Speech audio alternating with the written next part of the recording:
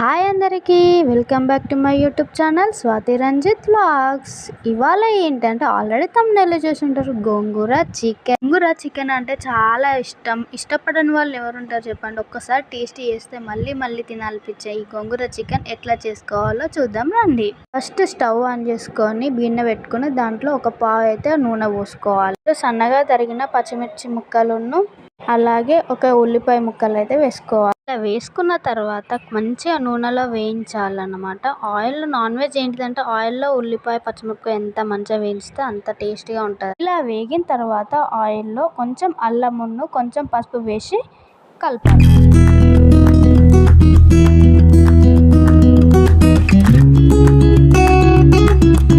ఇలా కలుపుకున్న తర్వాత అయితే హాఫ్ కేజీ చికెన్ అయితే తీసుకున్నా. నేను చికెన్ని మాత్రం ముందుగా మంచిగా కడిగి పెట్టుకోవాలన్నమాట.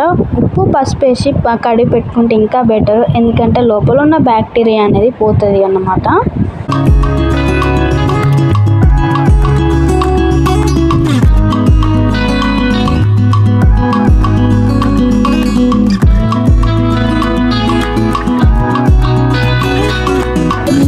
ఇట్లా కలుపుకున్న తర్వాత అయితే మూత పెట్టేసుకోవాలి. 5 నిమిషాల తర్వాత తీస్తే ఇట్లా వాటర్ లెక్క అయితే మనకు పైకి కనిపిస్తుంది కదా. తర్వాత కొంచెం అందులో కొంచెం కారం టేస్ట్కి తగ్గ సరిపడంత వేసుకోవాలి. ఇందులో కొంచెం కారం తక్కువైంది మళ్ళీ వేసిన అన్నమాట నేను.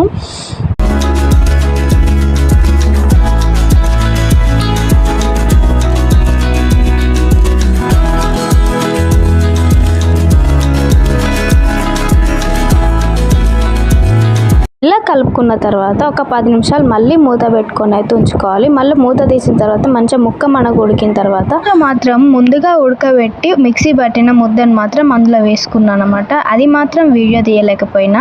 హాఫ్ కేజీ చికెన్కి అయితే ఒక కట్ట గోంగూర తీసుకున్నా. నూరుకున్న గోంగూరను చికెన్లో వేసి మంచిగా కలిసేటట్టు కలుపుకోవాలి. మంచిగా కలుపుకున్నాక మంచిగా కలిసేటట్టు కలుపుకున్నాక ఒక 10 నిమిషాలు మళ్ళీ ఉడికేటట్టు అయితే మూత పెట్టుకొని ఉడికించుకోవాలి.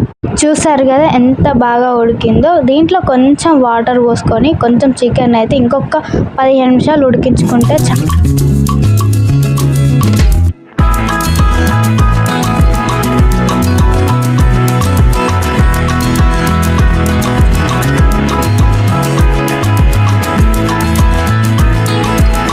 చూడు నన్ను వేసి చూడు అంటదట ఉప్పు.